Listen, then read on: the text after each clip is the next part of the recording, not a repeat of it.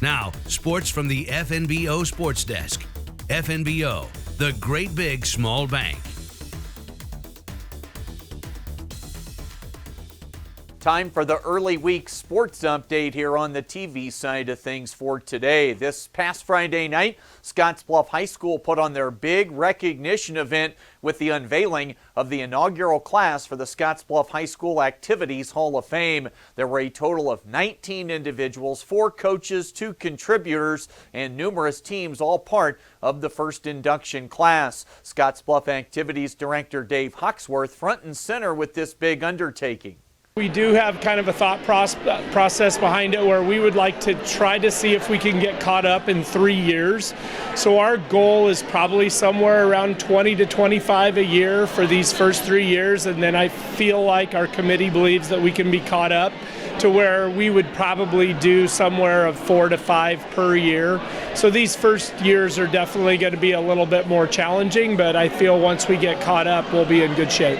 A big inaugural class meant plenty of work for everyone on the committee that was tasked in narrowing down this first class for induction. We started meeting back in probably January. The first thing we started to do was look at a criteria, kind of like, and we, not gonna lie, we didn't rob from, we found something that we liked, and we made a few adjustments that we felt that were good for Scottsbluff, but we came up with a criteria and for athletes, coaches, contributors, and kind of started looking at the process.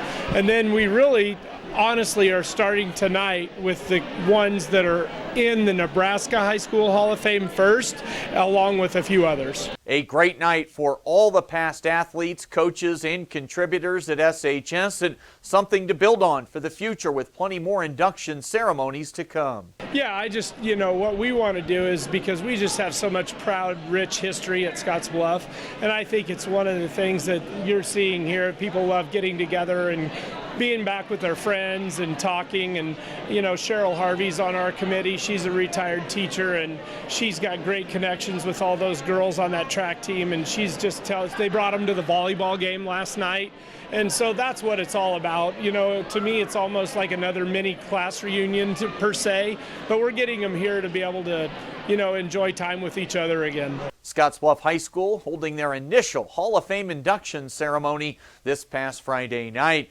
While that was going on inside Scottsbluff High School, it was rivalry football just a few paces away at Bearcats Stadium. Scottsbluff hosting Gering, and the Bearcats picking up their 14th straight win over the Bulldogs, a 27-0 final that featured Scottsbluff running the ball on 61 of their 62 offensive plays. Sebastian Boyle ripped off 214 yards on the ground with a pair of touchdowns, plus place kicker Talon McDonald drilled a pair of first-half field goals. Gering could not get much going on offense throughout the night with a total of just 144 yards of offense. Reese Knight led Gering in offensive yards but was under siege all night long while trying to drop back to pass. Scottsbluff currently 13 in Class B power points at 4-4 with a home game Friday against winless Lexington to close out the regular season.